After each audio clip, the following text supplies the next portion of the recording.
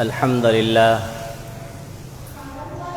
لله نحمده ونستعينه ونستغفره ونؤمن به ونتوكل عليه ونعوذ بالله من شرور أنفسنا ومن سيئات أعمالنا من يهده الله فلا مضل له ومن يضلله فلا هادي له وأشهد أن لا إله إلا الله إله الأولين والآخرين وقيوم السماوات والأرضين وأشهد أن محمدًا عبده ورسوله وخليله وأمينه أرسله إلى الناس كافة بشيرا ونذيرا وداعيا إلى الله بإذنه وسراجا منيرا وصلى الله على آله وصحبه الذين ساروا على طريقته في الدعوة إلى سبيله وسلم تسليما كثيرا أما بعد فإن خير الحديث كتاب الله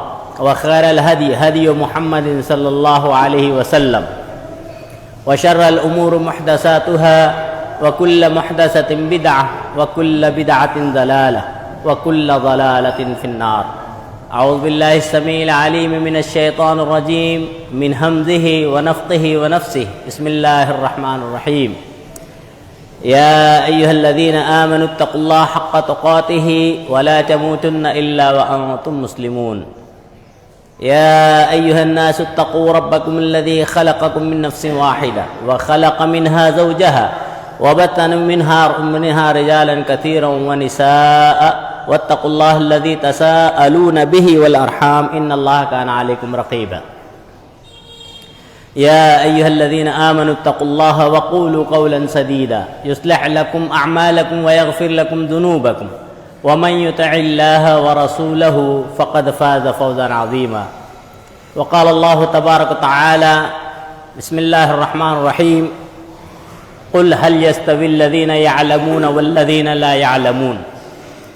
وقال تعالى بسم الله الرحمن الرحيم يرفع الله الذين آمنوا منكم والذين أوتوا العلم درجات. وجاء في الحديث عن عثمان بن عفان رضي الله عنه قال قال رسول الله صلى الله عليه وسلم خيركم من تعلم القرآن وعلمه. وعن أبي هريرة رضي الله عنه قال قال رسول الله صلى الله عليه وسلم إذا مات الإنسان انقطع عنه عمله إلا من ثلاث إلا من صدقة جارية أو علم ينتفع به أو ولد صالح يدعو له أخرجه مسلم او کما قال علیہ الصلاۃ والسلام. حاضرین جمعہ، اس وقت میں نے خطبہ مسنونہ کے بعد قرآن حکیم کی سورہ زمر اور سورہ مجادلہ کی آیتوں کا ٹکڑا پڑھا ہے، اور پھر دو حدیث جو امام بخاری اور امام مسلم نے تخریج کی ہے صحیح سند سے آپ حضرات کے گوش گزار کی گئی ہیں. انہی کے تناظر میں کچھ باتیں اہمیت علم دین اس عنوان سے کہی جائے گی. اللہ رب العالمین سے دعا ہے کہ الہ العالمین مجھے شریعت اسلامیہ کی ہی روشنی میں کہنے اور ہم تمام کو شریعت اسلامیہ پر حتی المقدور عمل پیرا ہونے کی توفیق عنایت فرمائے. آمین. اللہ کی حمد و ثنا، تعریف و توصیف اور ہر قسم کی بڑائی اور بزرگی بیان کرنے کے بعد درود و سلام ہو تمام ہی انبیاء کرام علیہم الصلاۃ والسلام پر، خصوصاً بے شمار درود و سلام ہو ہمارے آپ کے آخری نبی جناب احمد مجتبیٰ محمد مصطفیٰ علیہ الصلاۃ والسلام پر اور آپ کی آل اولاد پر. حاضرین جمعہ، ہم اور آپ اس بات سے بخوبی واقف ہیں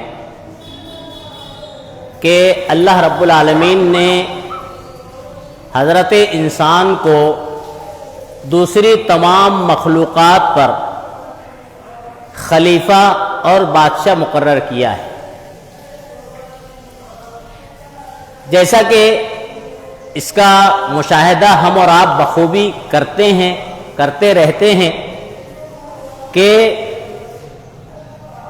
اونٹ، ہاتھی گھوڑے، بیل، بکری، یہ بظاہر انسان سے بڑے ہیں دو اعتبار سے، جسم اور ساخت کے اعتبار سے بھی، قد و قامت کے اعتبار سے بھی، اور وزن کے اعتبار سے بھی، لیکن ہم اس چیز کو بخوبی دیکھتے ہیں، جانتے ہیں کہ یہ چاہے وہ اونٹ ہو یا اسی طرح سے شیر ہو، ہاتھی ہو، چیتا ہو، کوئی بھی بڑا سے بڑا جانور کیوں نہ ہو، انسان کی ایما پر، انسان کے اشارے پر حرکت کرتا ہے، ناچتا ہے۔ یہ کیوں ہے؟ اللہ نے یہ فضیلت، یہ درجہ انسان کو جانوروں پر کیوں دیا ہے؟ کیا اس لیے کہ انسان بہت خوبصورت ہے، یا اس لیے کہ انسان کمال عروج پر پہنچا ہوا ہے، جانور نہیں کر سک رہے ہیں؟ کیا وجہ ہے؟ اگر آپ بغور اپنے آپ کا اور اس کائنات کا مطالعہ کریں گے تو اس کا جواب ایک ہوگا کہ اللہ نے یہ فوقیت، یہ درجہ، یہ مرتبہ انسان کو اس لیے دیا ہے کہ انسان خوبصورت یا کمال عروج پر پہنچا اس لیے نہیں، بلکہ انسان کو اللہ نے علم سے نوازا ہے۔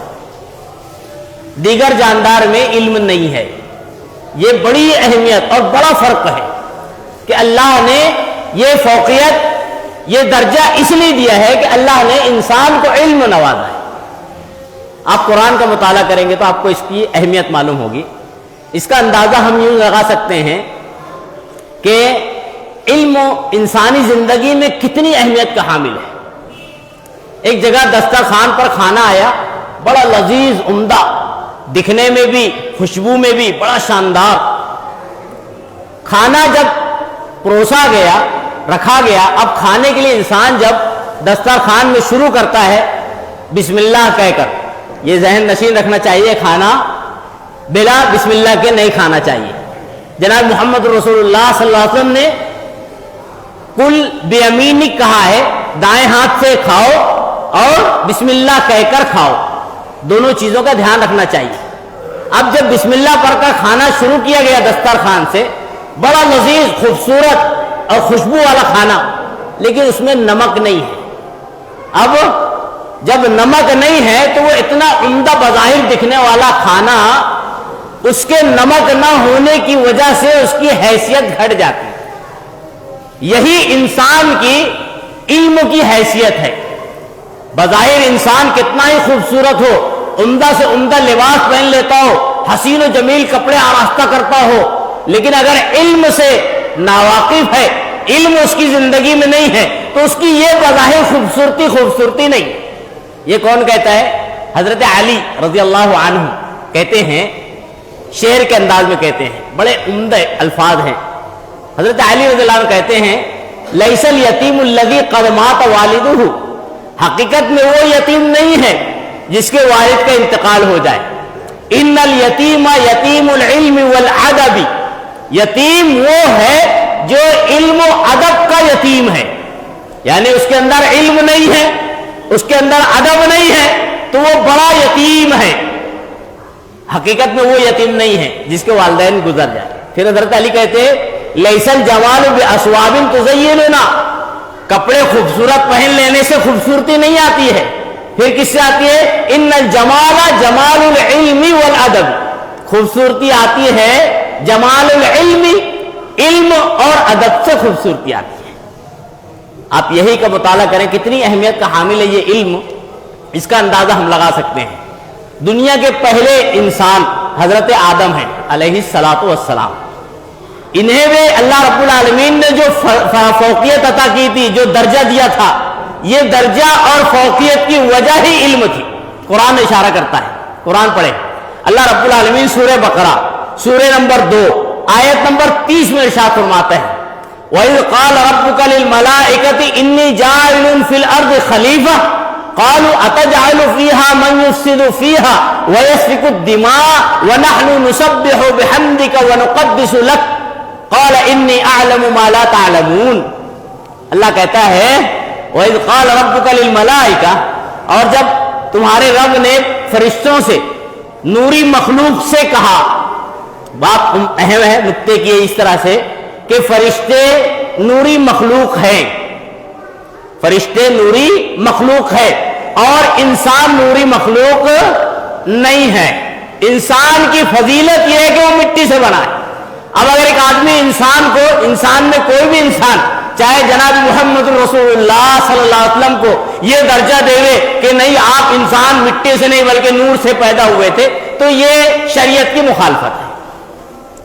اللہ نوری مخلوق سے کہتا ہے وَإِذْ قَالَ رَبُّكَ لِلْمَلَائِكَةِ، جو نور سے بنے ہوئے، اِنِّي جَاعِلٌ فِي الْأَرْضِ خلیفہ، میں زمین میں ایک خلیفہ بنانا چاہتا ہوں.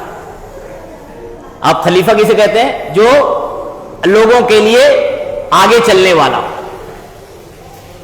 فرشتوں نے کہا انی جاعل فی الارض خلیفہ، قالوا، انہوں نے کہا اللہ تو پاک ہے کہ ہم تیری عبادت کر رہے ہیں، ہم تیری بندگی میں ہر وقت لگے ہوئے ہیں. فرشتوں کا کام ہی اللہ نے مقرر کیا ہے. اور ولا یعصون اللہ ما امرهم، یہ اللہ نے کہا ہے کہ فرشتوں کو جو حکم دیا گیا ہے وہ اس میں لگے رہتے ہیں، اس میں عاصیت نافرمانی نہیں ہے. اللہ سے کہتے ہیں اللہ ہم تو عبادت کر رہے ہیں، بندگی کر رہے ہیں، اللہ تو کیوں یفسد، زمین میں فساد پھیلائے اور جو ہے قتل غاری کا سلسلہ شروع کر دے انسان، کیوں اللہ بنا رہا ہے؟ تو اللہ نے کہا انی اعلم ما لا تعلمون، اللہ کہتا ہے میں جانتا ہوں تم نہیں جانتے ہو. اس کے پیچھے مصلحت کیا ہے، اس کی حکمت کیا ہے، تم نہیں جانتے ہو. پھر اللہ کہتا ہے وَعَلَّمَ آدَمَ الْأَسْمَاءَ كُلَّهَا ثُمَّ عَرَضَهُمْ عَلَى الْمَلَائِكَةِ فَقَالَ أَنْبِئُونِي بِأَسْمَاءِ هَؤُلَاءِ إِن كُنتُمْ صَادِقِينَ. اللہ نے کچھ اسماء، کچھ باتیں حضرت آدم علیہ السلام کو سکھلائی اور اس کے بعد فرشتوں پر پیش کیا.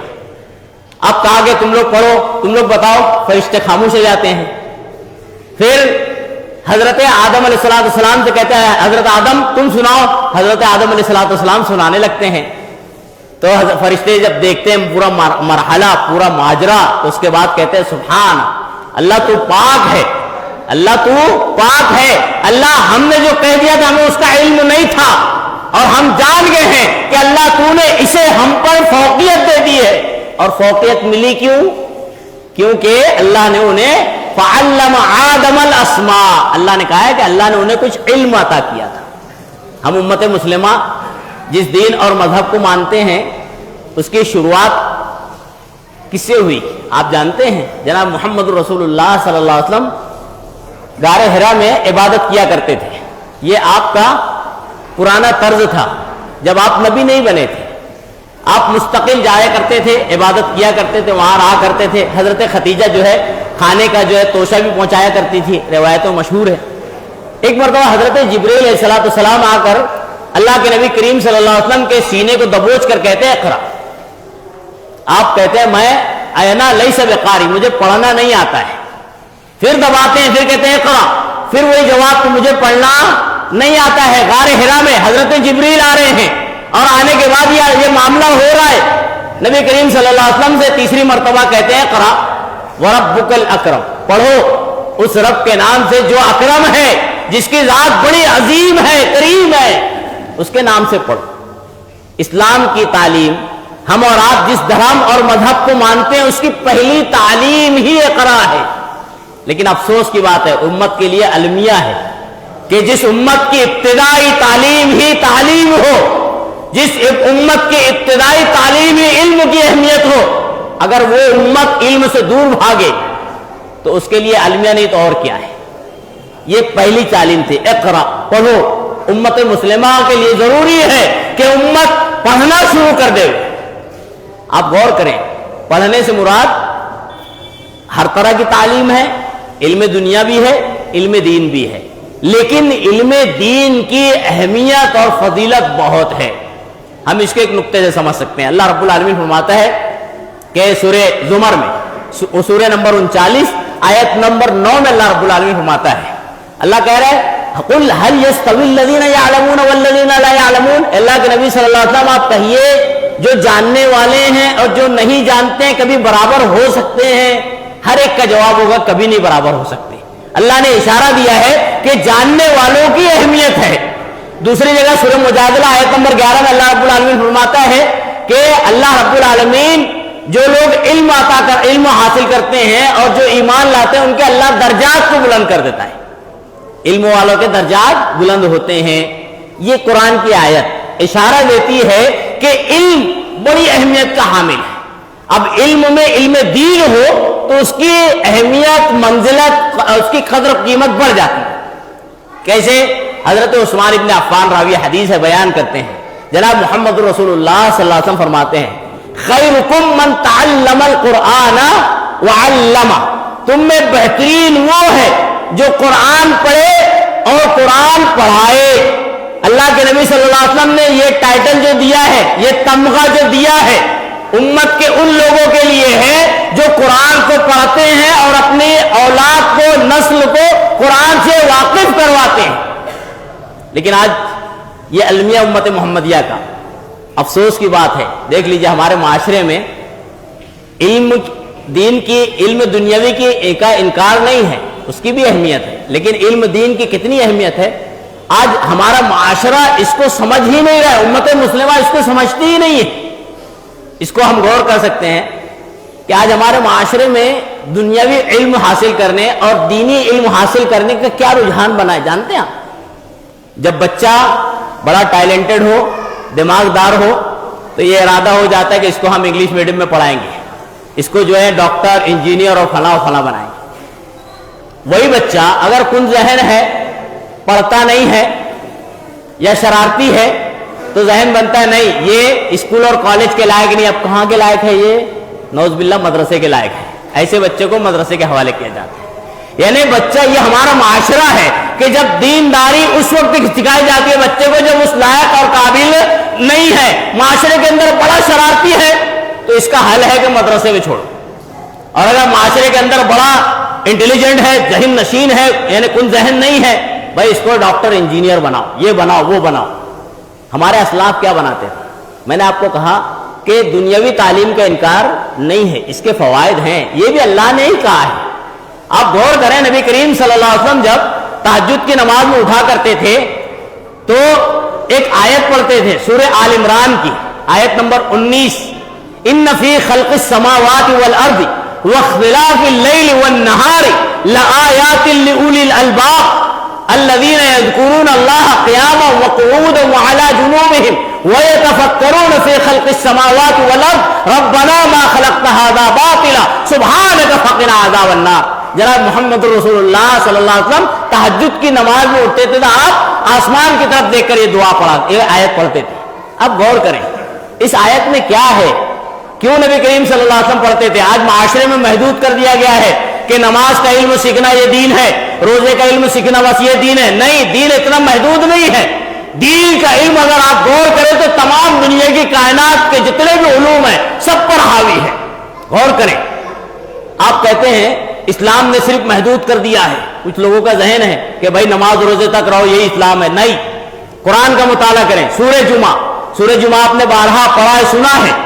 اللہ قرآن میں کہتا ہے فَإِذَا قُضِيَتِ الصَّلَاةُ فَانتَشِرُوا فِي الْأَرْضِ وَابْتَغُوا مِنْ فَضْلِ اللَّهِ، جسے آج معاشرے کے اندر کامرس سے بولا جا رہا ہے، جسے معاشرے میں کامرس سے کہا جا رہا ہے، اس نے قرآن نے اس کو 1400 سال پہلے سکھایا ہے۔ وَابْتَغُوا مِنْ فَضْلِ اللَّهِ، تجارت کا سسٹم جو ہے شریعت نے سکھایا ہے 1400 سال پہلے۔ نماز روزہ ہو جائے تو اس کے بعد جاؤ تجارتی طریقہ کار کو سیکھو، تجارت کرو، لیکن یاد رہے تجارت شریعت کے دائرے میں ہو، شریعت کی مخالفت میں نہ ہو، تجارت شریعت کے حکموں میں ہو، شریعت کی نافرمانی میں نہ ہو۔ اس کی ایک مثال لے لیں، میں جناب محمد رسول اللہ صلی اللہ علیہ وسلم ایک مرتبہ جاتے ہیں، ایک صحابی ہیں، انہوں نے رات میں بارش ہونے کی وجہ سے جو ہے ان کی کھجور گیلی ہو گئی تھی۔ اللہ کے نبی صلی اللہ علیہ وسلم جاتے ہوئے دیکھتے ہیں کھجور کا ہاتھ جو لگا ہوا ڈھیر ہوتا ہے، ڈھیر پر آپ کا ہاتھ پڑتا ہے، آپ کو تھوڑی نمی محسوس ہوتی ہے، آپ اس ڈھیر میں ہاتھ داخل کرتے ہیں، اس کے بعد دیکھتے ہیں کہ اندر نمی زیادہ ہے۔ صحابی رسول سے پوچھتے ہیں کہ یہ کیا معاملہ ہے؟ تو انہوں نے کہا اللہ کے نبی صلی اللہ علیہ وسلم رات میں بارش ہوئی، مال تھوڑا گیلا ہو گیا یا اناج گیلا ہو گیا، کھجور گیلی ہو گئی، میں نے چاہا بیچنا ہے، اگر اوپر رکھوں گا تو نقصان ہے، لوگ لیں گے نہیں، اسے نیچے رکھا ہوں۔ جناب محمد رسول اللہ صلی اللہ علیہ وسلم تجارت کا ادب سکھاتے ہیں، یہ اسلام سکھاتا ہے۔ آپ کہتے ہیں اس وقت من غشنا فلیس منا، جو دھوکہ دے رہے تجارتی معاملے میں وہ ہم میں نہیں ہے، یہ اسلام ہے۔ آپ غور کریں آج سائنس کے اوپر لوگ بڑا تکبر کرتے ہیں، بڑا سائنس ہے. آپ قرآن کا مطالعہ کریں، اللہ قرآن میں کہتے ہیں وَفِي أَنفُسِكُمْ أَفَلَا تُبْصِرُونَ. یہ سائنس سکھانے والا قرآن ہے. قرآن کے اوپر مطالعہ کریں. اللہ کہہ رہے وَفِي أَنفُسِكُمْ، اپنی نفسوں پر أَفَلَا تَدَبَّرُونَ، تم اپنی نفسوں پر غور فکر نہیں کرتے ہو. اللہ نے کیسے نفس بنایا ہے. آپ عدد السنین کی بات دیکھ لیں، آپ قرآن کا مطالعہ کریں. اللہ فرماتا ہے وَلِتَعْلَمُوا عَدَدَ السِّنِينَ وَالْحِسَابَ. اللہ قرآن میں کہتا ہے تاکہ اللہ نے تمام سسٹم جو بنائے ہیں تاکہ تم حساب کتاب جان لو. یہ سب شریعت کے حکم ہیں، یہ اسلام نے ہی سکھایا ہے. لیکن آج ہمارے معاشرے میں اس کو الگ اور اس کو الگ کر دیا گیا ہے. اب غور کریں اس کا فائدہ کیا ہے اگر آدمی اسلامی تعلیم کو سیکھتا ہے. تو ایک بچہ ہے اور ایک بچی ہے، اس نے تعلیم بڑی اچھی عمدہ حاصل کی ہے اسکول اور کالج سے، بچے نے بھی بچی نے بھی. اب بچہ جو ہے اس نے حساب الجبرا جیومیٹری بڑی مہارت اختیار کر لی. 2 2 4 ہوتا ہے، 4 اور 4 8 ہوتا ہے، 10 میں سے 4 کم کرے تو 6 بچتا ہے. بڑا ایک دکان پر پہنچا، 20 روپے کا سامان لینا ہے، 50 کی نوٹ دیتا ہے. اب اس کے بعد دکاندار دھیان نہیں دیتا ہے، غور فکر نہیں کرتا، اس کو جو ہے 100 کا پیسہ واپس دے دیتا ہے.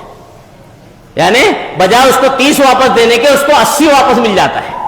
دیکھ لیجئے یہاں تک وہ دنیا دار ہے کہ اب اس کو یہ معلوم ہے کہ میں نے اس کو 50 دیے تھے، 20 کے سامان لیے، 30 مجھے واپس ملنا ہے. حساب میں بڑا ماہر ہے، فوراً حساب کر لیا، 30 ملنا تھا 80 مل گیا. اب یہاں پر شریعت ہے، یہاں پر کیا ہے؟ اسلام ہے. اسلام سکھاتا ہے ان اللہ عالم بذات الصدور. یہ دکاندار تو نہیں جان رہا لیکن اللہ جو علیم ہے، جو جانکار ہے، وہ اس چیز کو بخوبی واقف ہے. اس کو دھوکہ نہ دیا جائے، اس کا بتا دیا جائے کہ میں نے 50 ہی آپ کو دیے، 100 نہیں دیے. یہ اسلام سکھا رہا ہے. بچی کو دنیاوی تعلیم مل گئی، زندگی گزارنے کے بڑے طریقہ کار ملے، زندگی گزارنے اس کے بعد کیسے طریقہ کار، اس کے لوازمات کے سب سیکھ لیے. اسکول دنیاوی تعلیمات نے اس کو سکھا دی. لیکن ایک بچی کو یہ نہیں سکھایا کہ بچی تیرا نکاح تیرے والد کی ولایت کے بغیر نہیں ہو سکتا ہے. یہ دنیا سکھائی لیکن دنیا کے ساتھ یہ دین سکھاتا ہے، اسلام سکھاتا ہے ایک خاتون کو، ایک بچی کو کہ اے خاتون، اے بچی، تو نکاح اگر کرنا چاہے گی اور اگر تیرے نکاح میں تیرے والد راضی نہیں ہے تو تیرا نکاح نہیں ہوگا. کیوں؟ کون کہتا ہے؟ جناب محمد رسول اللہ صلی اللہ علیہ وسلم فرماتے ہیں، اسلام سکھاتا ہے لا نکاح الا بولی. اگر خواتین میری ماں اور بہنیں سن رہے ہیں تو جملہ غور سے سنیں. نبی کریم صلی اللہ علیہ وسلم کا فرمان ہے گرچہ دنیا کے طور پہ وہ جو ہے نکاح کسی طرح سے بھی کر لے، چاہے رجسٹر کر لے، چاہے کورٹ میرج کر لے، لیکن اگر اس کے والد اس کے ولی راضی نہیں ہیں تو خاتون کا نکاح نہیں ہوتا ہے. کیوں؟ نبی کریم صلی اللہ علیہ وسلم فرمایا. اور پھر آپ نے جملہ کہا ایوم امرأۃ نکحت بغیر اذن ولیہا. کوئی بھی خاتون چاہے وہ شادی شدہ ہو غیر شادی شدہ ہو، ایم کوئی بھی خاتون یعنی بچی سے لے کے بوڑھی عورت تک کا اشارہ ہے. ایم امرأۃ نکحت بغیر اذن ولیہا، بغیر ولی کے اجازت کے اگر نکاح کرتی ہے فنکاحھا باطل باطل باطل. جناب محمد رسول اللہ کہتے ہیں اس کا نکاح باطل باطل باطل ہے. جب نکاح باطل ہے تو اس کے آگے والے تمام مراحل پر خاتون اسلام غور کر سکتی ہے کیا ہے، جائز ہے کہ نہیں جائز ہے. تو یہ اسلامی تعلیمات ہے. آپ غور کریں اسلام نے تعلیم کے اوپر اتنی زیادہ ترغیب دلائی ہے. اللہ کے نبی صلی اللہ علیہ وسلم نے جو حدیث بیان کی ہے اس پر ہم غور کر سکتے ہیں. راوی حدیث حضرت ابو ہریرہ ہے، نبی کریم صلی اللہ علیہ وسلم سے روایت نقل کرتے ہیں. نبی کریم صلی اللہ علیہ وسلم فرماتے ہیں اذا مات الانسان انقطع عنہ عملہ الا من ثلاث. جب انسان کا انتقال ہو جاتا ہے تو اس کا تمام معاملہ رک جاتا ہے، تھم جاتا ہے. الا من ثلاث، 3 چیزیں ہیں جو سلسلہ وار جاری ہے. صدقۃ جاریہ. آپ غور کریں ہمارے معاشرے میں ایک چیز اور نئی جاری کی جاتی ہے اور مانی جاتی ہے، کہیں کا عمل کیا جا رہا ہے اس کے اوپر. کسی آدمی کے انتقال کے بعد جو ہے چند لوگ جمع ہو کر قرآن پڑھ رہے ہیں ایک ساتھ اور کہتے ہیں ایصال ثواب، قرآن خوانی. آپ غور کریں ایصال ثواب، کیا یہ ثواب اس کو پہنچ پائے گا کہ نہیں پہنچے گا؟ کیونکہ کوئی بھی ثواب کسی بھی میت کو پہنچنے کے لیے قرآن ہونا، حدیث ہونا، صحابہ کا عمل اور طریقہ کار ہونا. اب ایسا تو نہ قرآن میں نہ حدیث میں نہ صحابہ کا عمل کردار ہے، پھر یہ کیسے ایصال ہو رہا ہے؟ پھر آپ غور کریں قرآن پڑھنے والے یہ نہیں غور کرتے ہیں کہ قرآن کے بارے میں سورہ یاسین پڑھیں. ایک آدمی کا انتقال ہونے لگتا ہے، قریب الموت شخص جو ہے، جو عالم سکرات میں ہے، اس کے پاس آ کر بیٹھتے ہیں اور کچھ لوگ یاسین کا ختم کرتے ہیں. حدیث میں نہیں ہے، یاسین کی فضیلت الگ ہے، لیکن یہ جو طریقہ کار ہے ہمارے معاشرے میں وہ کہیں حدیث میں، صحیح حدیث میں نہیں ہے. اب یاسین پڑھ رہے ہیں، بھائی اس سے کیا ہوگا؟ موت میں سختیاں آسان ہو جائیں گی. آپ تھوڑی فرمان لانے والے، شریعت فرمان لانے والے ہیں. اب شریعت میں تو نہیں ہے. اب یہ پڑھ رہے ہیں، اس پر غور نہیں کر رہے ہیں کہ سورہ یاسین میں ہی اللہ نے کہا ہے لِيُنذِرَ مَنْ كَانَ حَيًّا، یہ قرآن اس کے لیے جو زندہ ہے. کس کے لیے؟ زندگی میں تو اس کو توفیق نہیں، نہ پڑھنے کی توفیق ہوئی نہ پڑھانے کی توفیق ہوئی. دیکھ لیجئے آپ، لوگ اصال قرآن کرنے بیٹھے ہوئے، اصال ثواب کرنے بیٹھے ہوئے آدمی کے بارے میں پہنچے، بھائی وہ قرآن پڑھتے تھے؟ نہیں، اور ان کو پارا پڑھتے بھی نہیں آتا، الف با تا سب پڑھتے بھی نہیں آتا تھا. کیوں؟ پوری زندگی 60-65 سال کی مل گئی، اس میں انہوں نے الف با تا قرآن نہیں پڑھ پائے. بھائی نہیں، اب لوگ اس کو لوگ حق ادا کر رہے ہیں. وہ خود ادا نہیں کیا اس نے، اب لوگ اس کو پہنچانے کی کوشش کر رہے ہیں. یہ تو پھر ویسے ہی معاملہ ہوا کہ جو ہے ہمارے معاشرے میں کچھ لوگ ایسے ہیں جو انتقال کے بعد کھڑے رہتے ہیں، کتنا درخت چاہیے، اتنا درخت چاہیے، ہے نا؟ پھر وہی معاملہ ہو گیا. وہ درخت اور یہ قرآن زیادہ فرق نہیں ہے. کتنی جنت میں نہر چاہیے، ہمارے معاشرے میں ہے جنت میں کتنی نہر چاہیے، اتنی نہر، یہ لے 1 لاکھ روپیہ دو اتنی نہر مل جائے گی.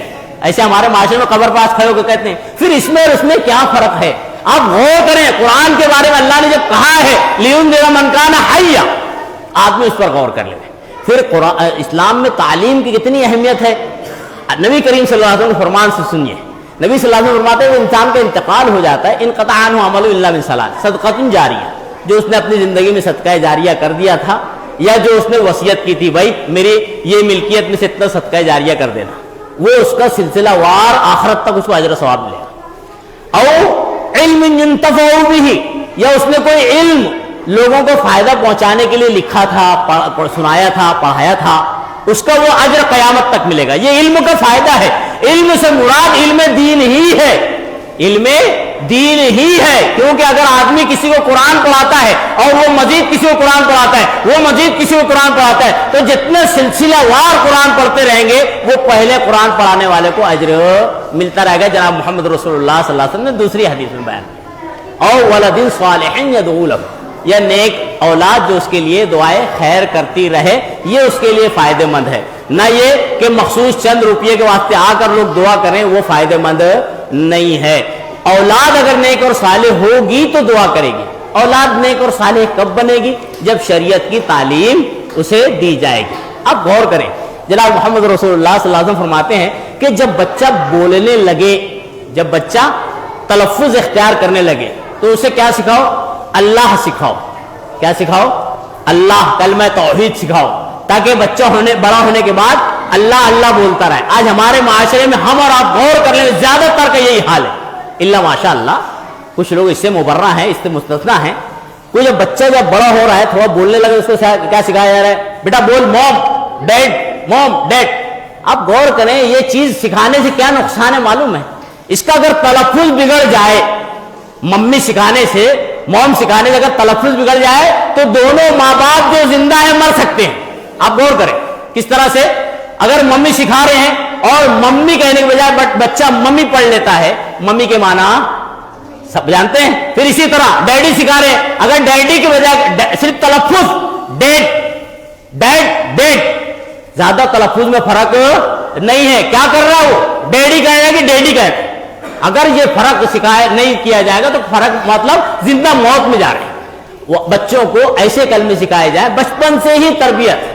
آدمی جب جو ہے، آپ غور کریں، ہم اور آپ پودا لگاتے ہیں، پودا لگانے کے بعد پودے پر بچپن سے چھوٹا سا جب رہتا ہے، پہلے جو ہے بیج ڈالتے ہیں، دھیان دیا جاتا ہے، اس پہ جو ہے کھاد وغیرہ ڈالی جاتی ہے، پھر دیکھا جاتا ہے. جب پودا نکلتا ہے تو نکلتے ہوئے اس پہ ایک ڈنڈی لگائی جاتی ہے، ایک سائیڈ میں ڈنڈی باندھی جاتی ہے. کیوں؟ تاکہ پودا ادھر ادھر نہ بھاگے. بعد میں جب بڑا ہوتا ہے، تناور ہو جاتا ہے، اس کو جو ہے پنجرا وغیرہ نکال کے ہٹا دیا جاتا ہے. بات سمجھ رہے ہیں؟ لیکن پنجرا کب لگایا جاتا ہے؟ جب پودا کھڑا ہو رہا ہے. ڈنڈی کب لگائی جاتی ہے؟ جب پودا کھڑا ہو رہا ہے. اب جب پودا کھڑا ہو رہا ہے، اس وقت اگر ہم اور آپ اپنے معاشرے پر، اپنے نونہالوں پر، اپنی ذمہ داریوں پر غور نہیں کریں گے، اور جب تنا اور درخت بن جائے گا، اس کے بعد ہم سوچیں گے تو نماز پڑھنے چل، تو زکات دے، تو اللہ کے راستے میں خرچہ کر، تو اللہ والا بن، تو آپ ساری زندگی سر پٹک لیجئے. کیونکہ آپ نے دھیان پودا لگاتے وقت نہیں دیا تھا۔ یہ شریعت کی تعلیم ہے، مسلمانوں کو بہت دھیان دینا چاہیے، خاص طور سے علم دین کی بڑی اہمیت ہے، اس پر دھیان دینا چاہیے، اور اپنی اولاد کو علم دین سے روشناس کرانا چاہیے، اور جو ہے اس سے جو ہے جانکار ہونا چاہیے، پڑھنا چاہیے، کیونکہ یہی چیزیں دنیا میں بھی فائدہ مند ہے، اور انشاءاللہ یہی علم دین آخرت میں بھی فائدہ مند ہوگا۔ ایک حدیث سنا کر اپنی بات سمیٹ لیتا ہوں۔ حضرت عائشہ رضی اللہ عنہا راوی حدیث ہیں، کہتی ہیں کہ نبی کریم صلی اللہ علیہ وسلم فرمایا کہ الماہر مع السفرۃ الکرام البرر، کہ قرآن کا ماہر، الماہر بالقرآن، قرآن کا ماہر قیامت کے دن معزز فرشتوں کے ساتھ ہوگا۔ ایک روایت میں آتا ہے اقرا وارتفع ورتل کما کنت ترتل فی الدنیا، جناب محمد رسول اللہ کہتے ہیں دنیا میں جیسے تو نے قرآن یاد کیا تھا، پڑھا تھا، ویسے ہی دھیرے دھیرے ترتیل کے ساتھ جنت میں اپنے اونچے مقام کی طرف پڑھتا ہوا چڑھتا جا۔ آپ غور کریں، جتنا قرآن تجھے یاد ہے اتنا پڑھتا جا دھیرے دھیرے، اور اپنے مقام کو بلند کرتا جا۔